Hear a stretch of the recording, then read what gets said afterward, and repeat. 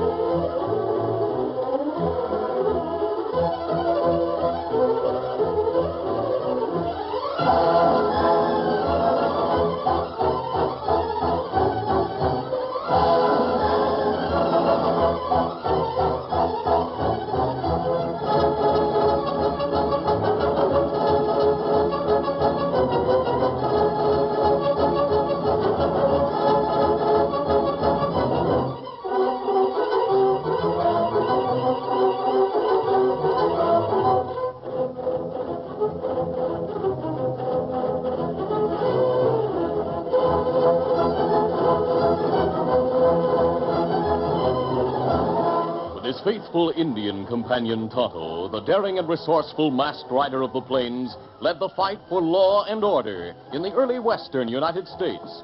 Nowhere in the pages of history can one find a greater champion of justice. Return with us now to those thrilling days of yesteryear. From out of the past come the thundering hoofbeats of the great horse Silver. The Lone Ranger rides again. Come on, Silver. Let's go, big fellow. Hi-Yo Silver! Hooray!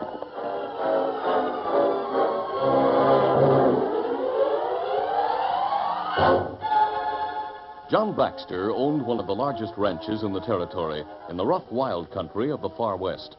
He had brought up his two children, Terry and Jane, to be expert riders and marksmen. Both of them had a few years of Eastern college. Then they returned to help run the ranch. Jane was a fearless girl, and she and her brother were constant companions. It was late afternoon when Terry and Jane Baxter were returning to the big ranch house after a trip to town. As they turned off the trail and rode along the road leading to the house, they were both startled by the sound of distant shooting. Terry, did you hear that? Yeah. That shooting came from the direction of the ranch house. Well, something's happening there. Get your guns handy and let's get going. Get up there. Get up there. Come on.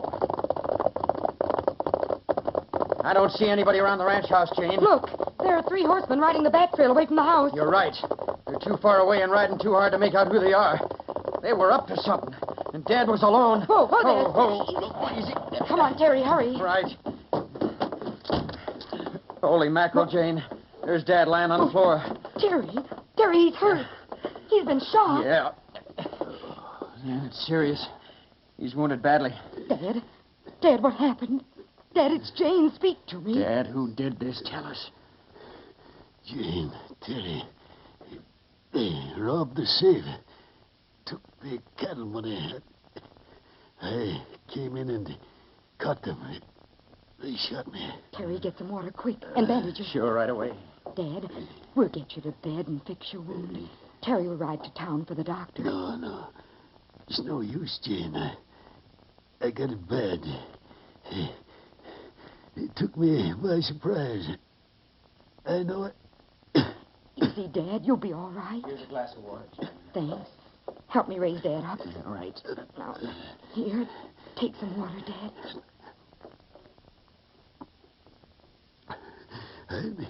I'm done for. No use to... Dad, who did it? What did they look like? Think, Dad. Try to tell us. There were 3 of them. One tall, carrot red hair. Another short, heavy set. Scar on the back of the hand. The leader, he was masked. Go on, Dad. What about the leader? He's about Terry's size. Tall, you know. Terry, find the Lone Ranger. Dad. Terry, he's unconscious now. We must get a doctor right away. I'll ride to town and bring the doctor, Jane. You do all you can for Dad while I'm gone.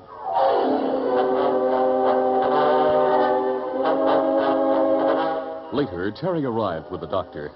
After examining the wounded man, the doctor told Jane and Terry their father would live, that he might not regain consciousness for many days, and could not be questioned even if he did become conscious because of his weakened condition. Just after the doctor left, the ranch foreman entered the ranch house. Hey, what happened? I saw the doctor's rig leaving here as I rode in from the range. Outlaws. 3 of them shot and robbed Dad. He started to tell Jane and me about the leader, then he lost consciousness. The doctor says he may be unconscious for a long time. Meanwhile, those crooks may leave the territory. Dad said the leader wore a mask, and he told us to find the Lone Ranger, whoever that is. The Lone Ranger? Holy smoke. I saw him once, but I didn't think he went in for this sort of thing. What's he look like, Jim? Well, he's tall, about your size, wears a black mask and white Stetson, and he rides a big white stallion. Terry, Dad said he was about your size and that he was masked. And you think the leader was really the Lone Ranger? You reckon that's what your dad was trying to tell you? Yeah. And I'm going to hunt until I find that masked hombre. And I'll see that he pays for what he did to Dad. Terry, I'm going to ride with What? you. But you're a girl, Jane. You can't go out gunning for outlaws. Anyway, you can't leave the ranch at Dad right now. Jim will run the ranch, and Lena, the housekeeper, will give Dad every attention. And the doctor will come out every day. I'd be no use here. Jane, I'd better go alone. You're a girl, What and I does don't... that have to do with it? I can ride and shoot as well as most any man, Terry, and you know it. Well, I still don't... I'll wear a man's outfit and go with you whether you like it or not. I have as much right to try to find that masked man as you have. From what I've heard of that masked man, he'll be a hard one to find, Miss Jane. Well, we'll... Say, wait a minute. I've thought of a way that might cause him to hunt Terry and me, so that eventually we'll meet. What are you thinking of, Jane? We'll discuss the matter later, Terry. We'll leave here in the morning, but I have some instructions for Jim to carry out before we do leave. I feel certain we'll soon find that masked hombre, known as the Lone Ranger.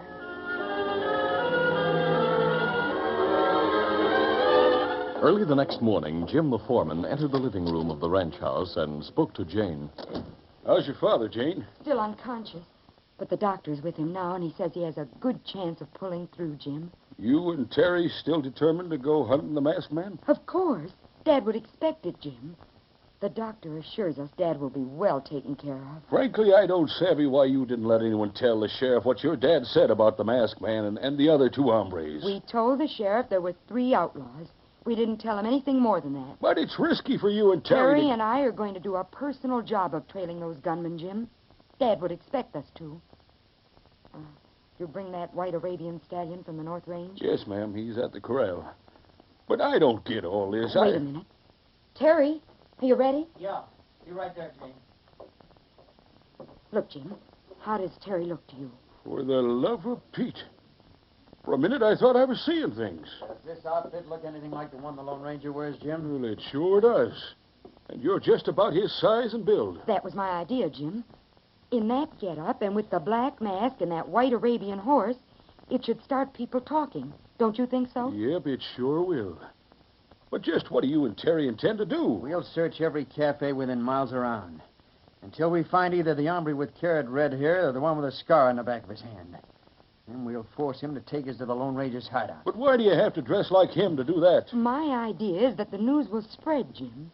When the masked man hears someone is dressed like he is and is riding the territory searching the cafes, he'll be tempted to search us out. Yeah. And once we meet, we'll get the best of him somehow. Of course, I'd rather ride alone, I'll but pass for a man in this get-up, Terry. Both of us are good shots, and we'll get that outlaw together. All right, Jane. And we'll not come back to this spread until we get the 3 of them. Especially that Lone Ranger. Come on, let's go.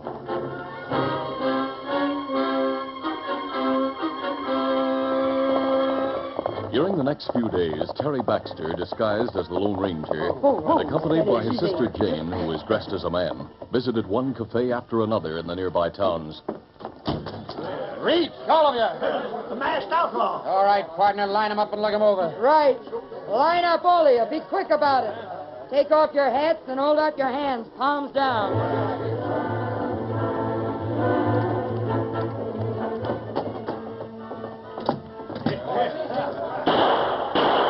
All right, line up, all of you. We're looking for a couple of hombres. Come on, get moving and take off your hats. Hey, it's the same two hombres that held up the cafe at Limelight. Gun them down, somebody. Hold it. That's a warning. No gunplay. Come on, partner, let's get out of here. The hombres we want aren't here either. Steady, boy. Come on, get him. Forward! And so it was in town after town as Terry and Jane continued their relentless search for the man who had shot their father. One evening, the Lone Ranger looked up as Tonto returned to their camp in the hills outside of Stockton. Oh, Scout, oh, fella. Easy, Scout. Easy, fella. Seem to be in a hurry, Tonto. Me bring news, Kimasabi. Oh, what is it? Me hear men talk. Them say masked man wearing white sombrero and riding white horse hold up cafes in many towns. Someone impersonating me. Him and other fella go into cafes, make men stand in line, look 'em over, then them leave. You mean they don't rob the patrons? No, them not rob. Them look men over, then leave. Well, that's strange. No one find out reason. Men say both outlaws plenty fast on draw, shoot straight, and ride plenty good. Them just hunt for someone in cafes. Yes, but I'd like to know why one of them is impersonating me. Try to find them and learn what it's all about. Now, it seems logical that sooner or later they'll strike the cafe in Stockton. We'll watch for a while and see if they do. That's a good idea. All right. We'll ride to town now and camp on the outskirts. How do I want you to watch the cafe and report to me if they appear? Here's a... Easy, Scout, easy, fella. We'll try to stop them before they do something worse than they've done so far. Come on, settle Get there. 'em up, Scout.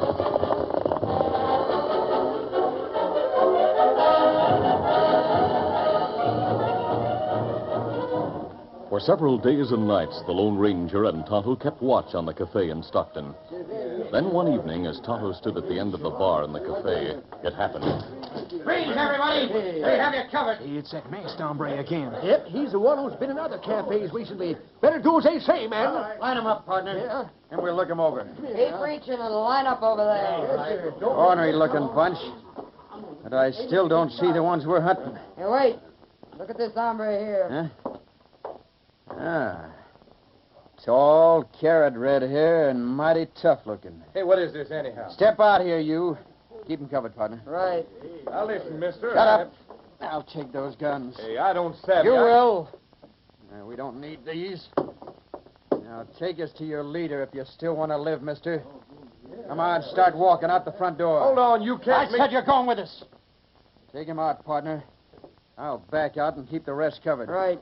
Get moving, you. Now, the rest of you keep reaching or you get plenty of bullets.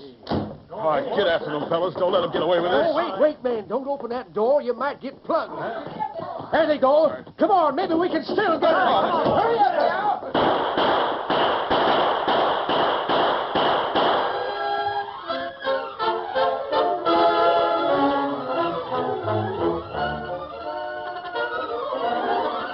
The curtain falls on the first act of our Lone Ranger adventure. Before the next exciting scenes, please permit us to pause for just a few moments.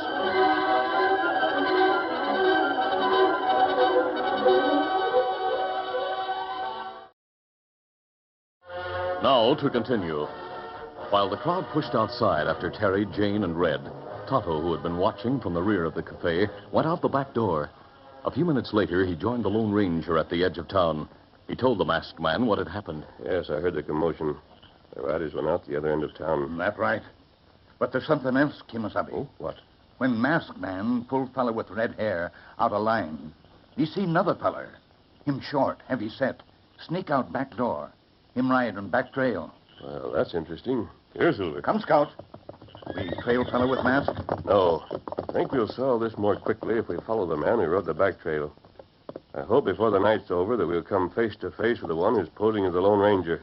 And we'll have a showdown easy, steady, big fella. Easy, Scout. Easy, fella. Come on, Silver. Get him up, Scout.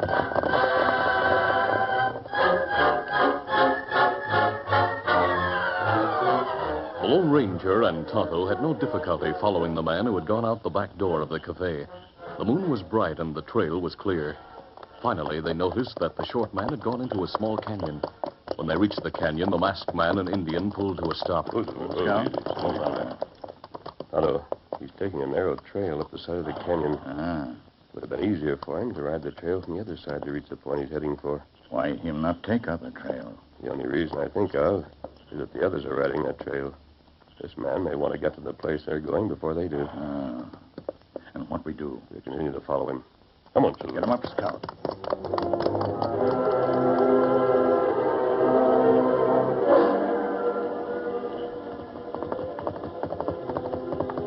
When the stocky horseman reached the top of the canyon wall, he pulled to a stop in front of the shack, hidden in a grove of trees. Oh, boy. Ho there. Ho. Stay there.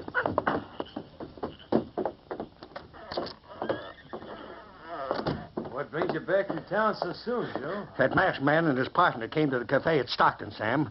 I'm sure now they're after us. What makes you so sure? He and his partner took Red with him. What? Took Red? Yeah. Remember we heard they were going from one cafe to another in different towns, looking at the back of men's hands and taking off their hats. You said yourself they might be looking for me with my scar, or maybe for Red. Yeah, that's right. What happened to Red? As I was sneaking out, I heard the masked fella say, "Take us to your leader if you want to live." I eased out, then rode the back way through the canyon to warn you. Red saw me sneak out, I'm certain. Well, thanks for the warning. Good work, Joe. We'll go out and wait for him to come along the main trail. Red will bring him that way. We'll catch those hombres by surprise. Let's go.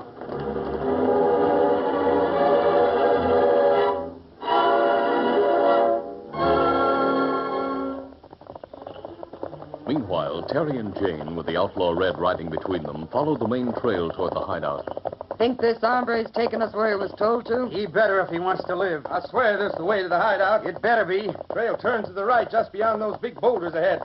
Shack is just around the bend. Make sure you don't try to give any signal. First sound out here, you'll get a bullet. Oh, easy, boy, easy. As the three riders approached the big boulders, they slowed their horses. Then, as they passed the boulders and started around the bend, Terry and Jane were startled by a sharp command from behind them. Keep riding slow and straight ahead. Don't turn around, you'll get lead in your back. It's an ambush. Yeah. You must have thought I was a weak fool to give in so easy. I was leading both of you into a trap. There's a shack just ahead. Stop there and dismount.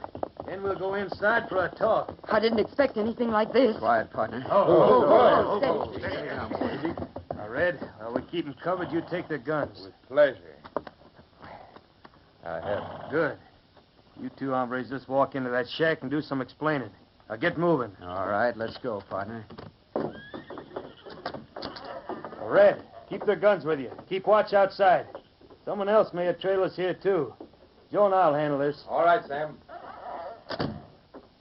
So you're the masked hombre who's been searching the cafes, huh? Bring your leader here. He's the one we want to see. I'm the boss around here, mister. You? You're the Lone Ranger without your mask on. Huh. What's he talking about, Sam? He must be loco. Darn if I know, Joe. But speaking of masks, we'll take yours off right now. Keep 'em covered, Joe. All right. I'll pull off that mask and that white sombrero. Hey, I know who you are. You're Baxter's son. That's right. And I'm his daughter. I'll take off my hat. Jumping catfish. He's a woman. What? Look at all that hair. Well, that's sure something. A woman riding with young Baxter to hunt us. That's sure a hot one. You tried to kill my father, and someday we'll see all three of you hanged. Terry, I'm sorry my idea turned out like this. Forget it, Jane. We set out to find those who wounded Dad, and we found What them. makes you think we're the ones? Dad described the three of you. Well, it's too bad you know so much. What are we going to do with them? It's a cinch they know too much to be roaming around loose. We better get rid of them, then. Yeah, that'll take a bit of thinking, Joe. But believe me, they're going to be mighty sorry they came here looking for me.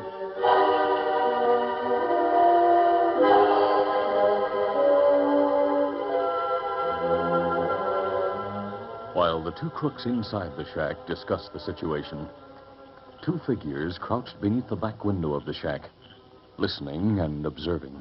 Tonto, that's John Baxter's son and daughter. He was impersonating me. It seemed like them think Lone Ranger one of fellas who shoot father. I don't know how they got that idea.